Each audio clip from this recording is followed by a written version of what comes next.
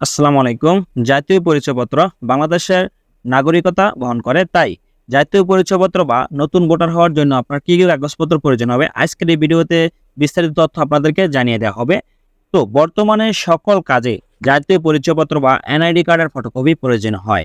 তো অনেকে এই জাতীয় পরিচয়পত্র বা নতুন ভোটার হওয়ার জন্য অনেকেই খুব বিভ্রান্তিতে থাকেন যে কি কাগজপত্র থাকলে এই ভোটার হওয়া যায় এবং কোথায় এবং কিভাবে এই ভোটারটি হতে পারেন বা জাতীয় পরিচয়পত্রের অধিকারী হতে পারেন, তা আজকের এই ভিডিওতে জানিয়ে দেওয়া হবে।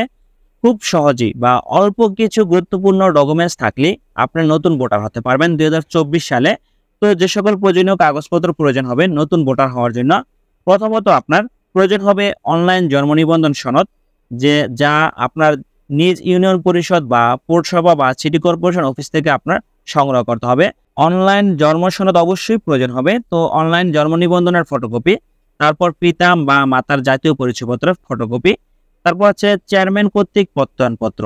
আপনি যে এলাকায় নতুন ভোটার হতে ইচ্ছুক বা আপনার মাতৃভূমি বা জন্মস্থান বা স্থায়ী ঠিকানা বা বর্তমান ঠিকানায় যে এলাকায় আপনি ভোটার হতে ইচ্ছুক সে এলাকার আপনার একটি প্রত্যয়নপত্র প্রয়োজন হবে।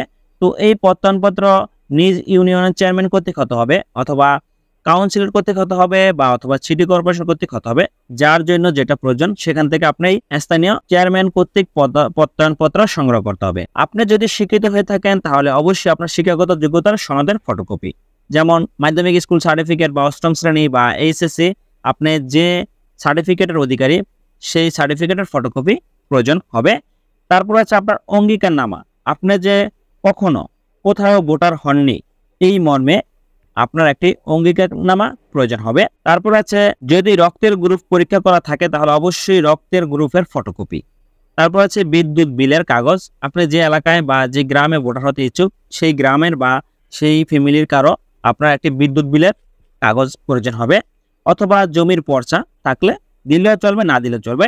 তারপর আছে আপনার বাড়ির ট্যাক্স পরিশোধিত রসিদের ফটোকপি, এটা দিলেও হবে, না দিলেও হবে। যে প্রার্থী ভোটার হবে সে যদি বিবাহিত হয় তাহলে অবশ্যই স্বামী বা স্ত্রীর জাতীয় পরিচয়পত্রের ফটোকপি প্রয়োজন হবে বা বিবাহিত সনদের ফটোকপি হবে। তারপর নাগরিক সনদপত্র, আপনি যে এলাকায় ভোটার হবেন সে এলাকার চেয়ারম্যান বা আপনার কাউন্সিলর বা পৌরসভা কর্তৃক নাগরিক সনদপত্র প্রয়োজন হবে। তো এই সকল প্রয়োজনীয় কাগজপত্র প্রয়োজন হবে নতুন ভোটার হওয়ার জন্য।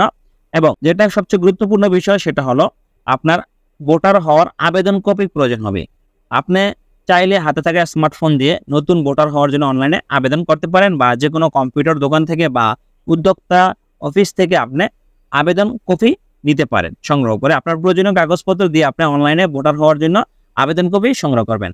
তো এই সকল প্রয়োজনীয় কাগজপত্র যখন আপনার হাতে থাকবে, আবেদন কপি সহ প্রয়োজনীয় কাগজপত্র, তারপর আপনার নিজ উপজেলা নির্বাচন কমিশন অফিসে প্রয়োজনীয় কাগজপত্র নিয়ে আপনি তখন সেখানে যাবেন।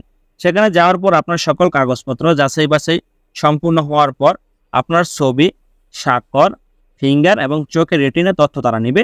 তো তারা নির্ধারিত সময়ের মধ্যে আপনাকে অবশ্যই মেসেজ করে বা ফোন করে জানিয়ে দেওয়া হবে, বা যেদিন আপনি ফর্ম বা কাগজপত্র জমা দিবেন নির্বাচন অফিসে সেদিন আপনার ছবি বা আপনার স্বাক্ষর নিতে পারে বা 2-1 দিন পরে নিতে পারে। তো তারপর সেখানে কাগজপত্র জমা দেওয়ার পর আপনার ছবি, ফিঙ্গার, স্বাক্ষর দেওয়ার পর আপনার 1 সপ্তাহ বা 2 সপ্তাহের মধ্যে আপনার জাতীয় পরিচয়পত্রটি হাতে পেয়ে যাবেন।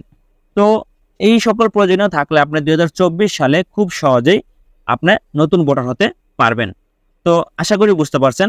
ধন্যবাদ সকলকে, ভালো থাকবেন, সুস্থ থাকবেন, আল্লাহ হাফেজ।